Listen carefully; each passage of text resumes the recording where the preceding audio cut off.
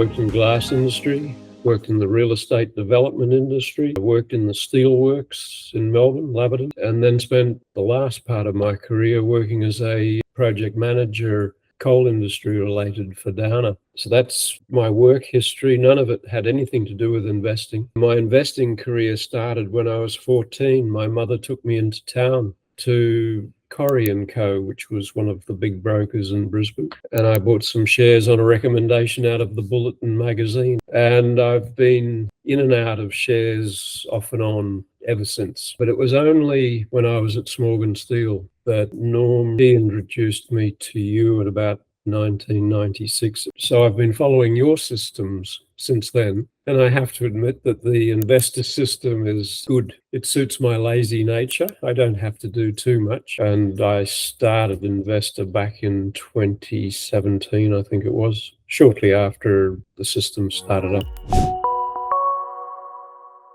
I can talk about right now. I've got my investor portfolio and I have other stuff, mining shares mostly, and it was all tips and nods and winks, and it's just cost me a whole lot of money in the last couple of days when AVZ got delisted.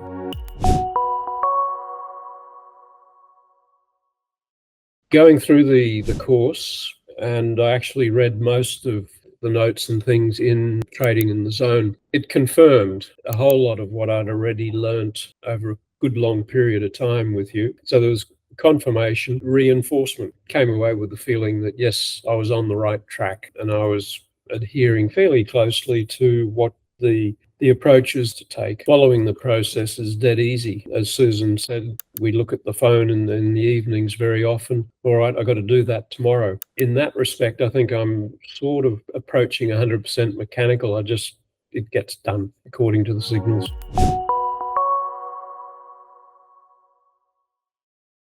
No, occasionally I have a thought, if I didn't have these signals, what the hell would I have? And I haven't got anything else.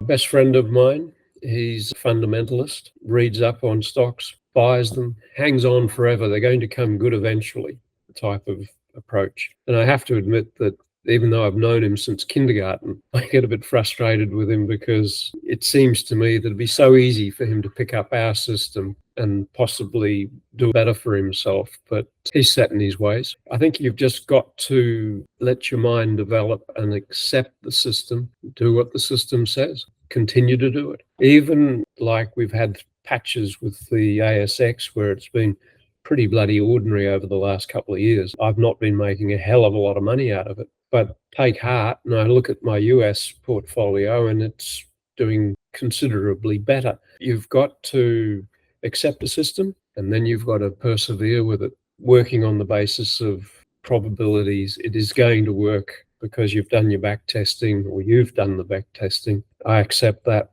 And if I keep working at it, it's going to come good.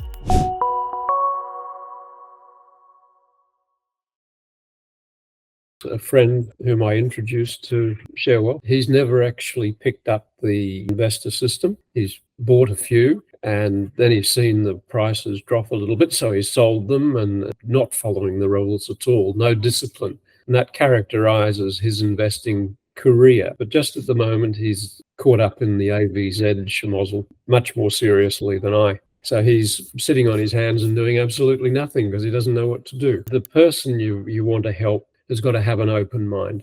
If they haven't got one of those, you can talk all day and absolutely nothing happens. Helping somebody help themselves is really, with something like trading, they're having to challenge their existing beliefs to change to new, as we talk about in the training, a new identity. The reaction is to attack the person who's trying to make them change. That's the defense mechanisms we talk about, isn't it? It's your beliefs defending themselves. I've got to blame somebody. It's not me. It's not my fault. There's no doubt the mindset training side of this business has actually taught me a lot, or crystallized ideas that maybe were sort of in the back of my head anyway.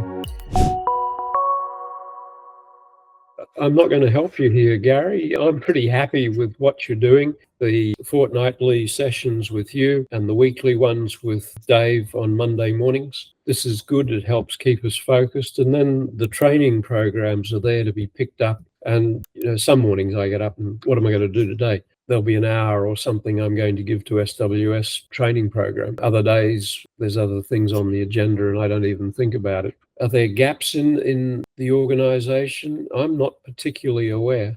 I'm sorry, can't help you there. Oh, easy. Don't know what else to do. I have occasionally thought if Share Wealth wasn't working, and I look at my various different portfolios, and the ones that are doing best have got Share Wealth systems in front of them. So why would I change? Why would I wander off somewhere else? I had a look at VectorVest, I think it was, the American company. No, wasn't the same. And there's a certain element there of me not wanting to change. But equally, their way of measuring their performance was inferior to the way you do it. There was a number of things, and I'm forgetting some of the detail, but it just didn't measure up compared to SWS.